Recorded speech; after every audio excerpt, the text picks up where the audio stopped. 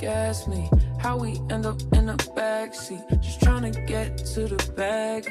We on the same page, you the same way. Only keep the fam around me, so let me know what it's gonna be. I don't plan on getting no sleep while we doing our thing, moving too fast. Candy paint with the windows all black, seats creme brulee. What they gon' say?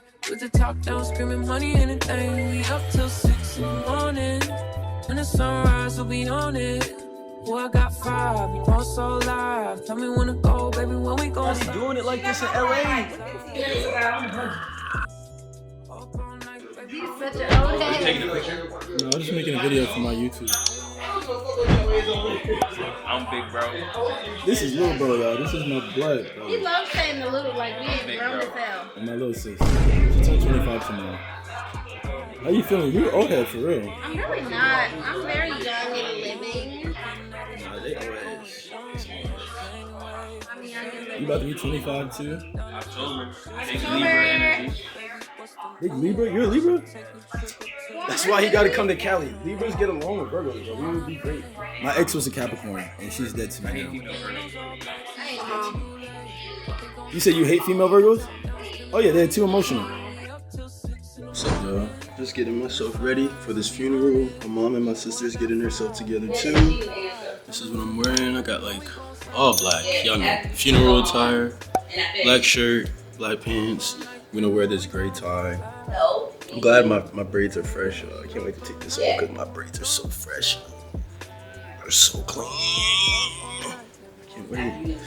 But yeah, y'all, we about to head to this funeral and get the show on the road. It's gonna be a sad day, y'all, but we all ready to say our goodbyes. So we're getting ready. Funeral's in about an hour. See when I get to the funeral. I don't know if I'm gonna film the funeral. It's a little weird. I don't know. The tie that I'm wearing, I'm not about to put it on yet. This is the tie. I'm gonna take this off actually. It's a little tight. Let me take this off. I can't eat the commas. But I just need to make sure mine kicks in. I do need to take my heart medicine for my tachycardia. My braids is crazy. Y'all make sure y'all get this a thumbs up for the braids. Jeez, this is the nicest braids I ever had. Actually, my braids from Africa was probably the nicest braids I ever had. This is probably number two. Number two. My mom was like, girl, we ain't gonna have this anxiety. I had to find somebody in California to do the braids like this, for real. Okay, my mom left the room and my sister's in the shower now, so y'all can actually hear me. We are about to get ready to go to this funeral. Pretty much got the tie on that I'm gonna wear. I ain't tightened it up yet. I don't wanna button this up yet because he be choking me.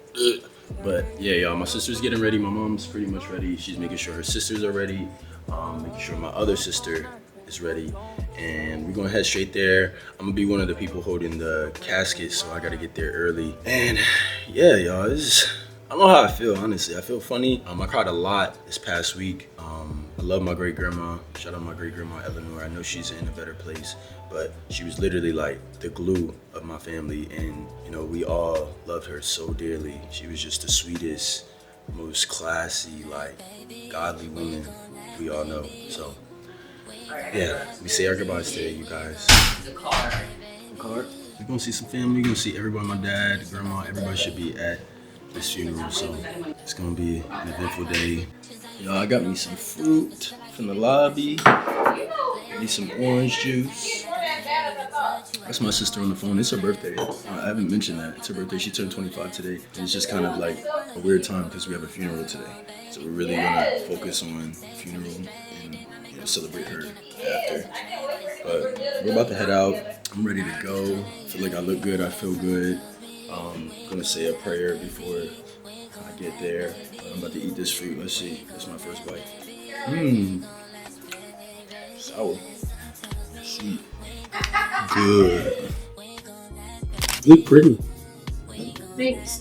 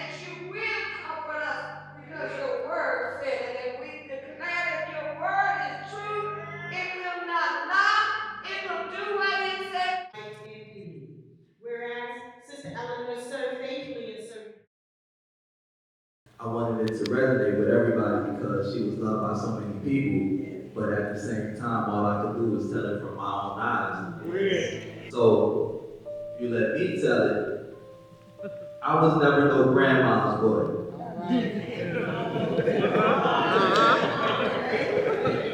For a long time, I was the only child in the family for a long time. And never underestimate all the things that I had to do and learn by myself, things that most people take for granted. Basic human psychology. A child learns who they are from their surroundings. The child's first friends are siblings. We learn friendship from our siblings, companionship, communication skills, etc. We learn accent from our environment, our hand gestures, our postures, and how to be and exist from our surroundings. We learn how to fit into this world and how to fit into our peers from our household, our environment, from our siblings. And if we did not fit in, we learned that from our household, our environment, and our siblings. But I didn't learn like everybody else. One of my biggest life problems is I didn't have a sense of community. So there I was, 10 years old, walking, talking, existing, this old soul in this young boy's body. As the world let me know in every way that they could that I did not fit in. This world is mean. Mean in ways that most people will never see. But grandma didn't raise no grandma's boy. Grandma knew how mean this world was, and her and my grandpa, rest in peace, and did what they say, show me the ropes. She taught me how to be well studied in anything that I intended to do as she was herself. She taught me willpower and integrity. A lot of things I learned from her didn't come from her directly telling me. She taught me through her stories. One time, she was a victim and survivor of police brutality. She was coming from Kmart. It was Christmas shopping back in '72. She took a cab home and told the driver to take her to Ivy Lane. She said that's where she was at the time. The driver said he knew where it was, and they agreed to go. Once she noticed him turning in the wrong direction, she corrected him. He then tells her that he doesn't go in that neighborhood. So she gets out of the car and she doesn't pay. He didn't take her to where they both agreed. And he decided to call the cops on her. And she had all of these shopping bags, so she couldn't run home quickly or nothing like that. You know what I mean? And the cops came, picked her up, and they took her to bookings and had her in the interrogation room. And they was getting rough with her. You know, they was like really beating on her, like police brutality. It was real. And grandma wasn't having that though. So you know what she did. She reached down and she took a hold of them, you know what? And squeezed.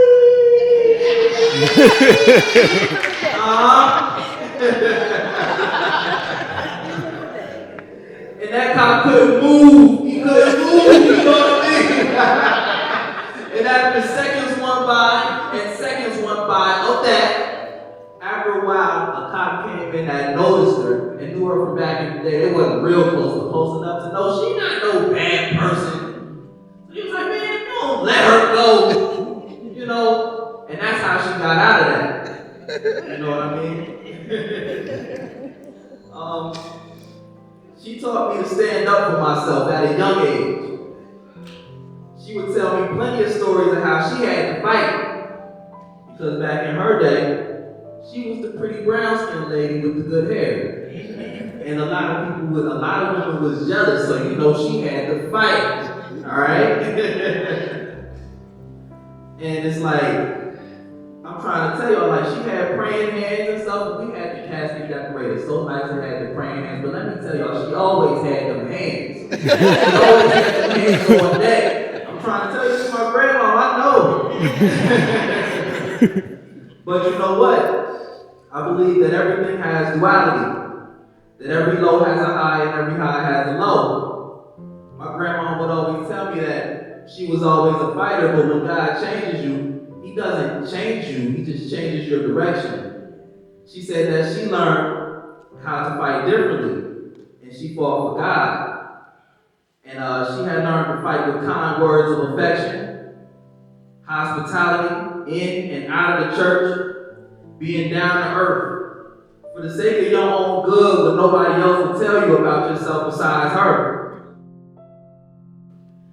She would collect the clothes that outgrew, and specifically spotted the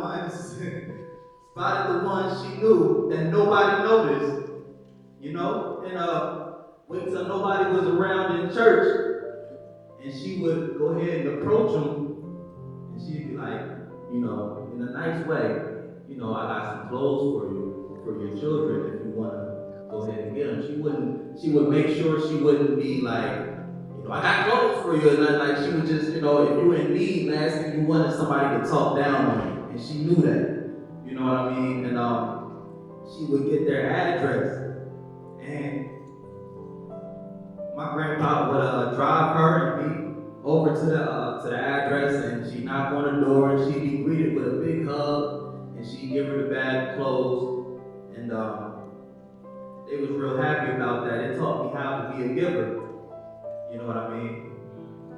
I would see her making those care packages, you know, knowing exactly what to put in them. She would spend a whole half hour to an hour in the looking for cards. She collected cards so that if anybody got sick, she would already have them on deck to send to people. And I spent my childhood and most of my adulthood with her.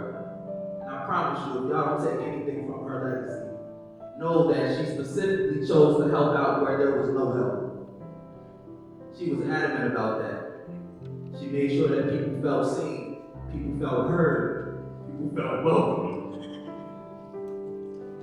people felt appreciated and accepted, you know. And a lot of times people only want to help when they get praised for it. She would tell me to do things for God and not for props. Because God will bless you. For real. She said, God will bless you if you do things for them and for God. But if you do things for props, that's your blessing. You know? When I was a little kid, she didn't let me watch music videos, so I had to sneak and watch them. You know?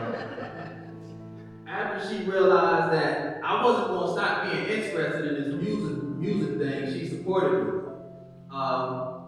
She would then tell me how our family came from a long line of teachers and musicians, how her uncles and aunts played instruments, and how she even played the piano when she was young. Her ear for music was brilliant. She comes from a generation that don't understand rap music. But my grandma seen everything about it as art and had opinions on it. Her favorite rappers were Eminem and T.I. She liked Jay-Z, Nas, Kanye West, Ludacris, DMX. She ain't really like Lil Wayne too much. She ain't like his delivery. I'll never forget, I was telling Shanae about this. I'll never forget the time I was 16 years old and Jeezy's album, The Recession, came out. Me and Grandma sat and listened to that Recession album from front to back. Promise you. When I had left and moved to New York, before I headed out the door, she said to me, I'm not going to tell you good luck. You go get them. And I did, and I do. Grandma didn't raise no grandma's boy because she wouldn't want me to always rely on her. She taught me to be polite, be presentable, be patient. She would say, don't sweat the small stuff because it's all small stuff. Meaning that your biggest problem is no match at all for God. I got the chance to tell her face to face of how thankful I am for my upbringing, how thankful I am for who she is to me, how she was with me. She's my grandma, but she was a prominent mother figure. And in adult years, she was also my friend. She's literally the only person who really understood me. And I learned so much of how to fit into this mean world from her upbringing and guidance. Thank you. Thank you.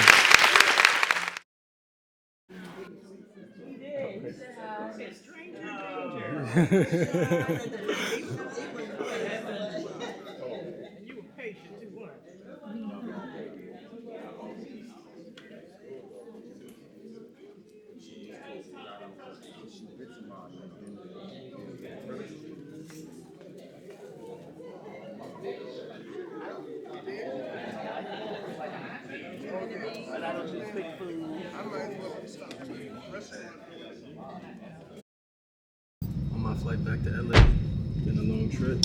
Got to see my family. Truly great, y'all. Now I gotta get back home.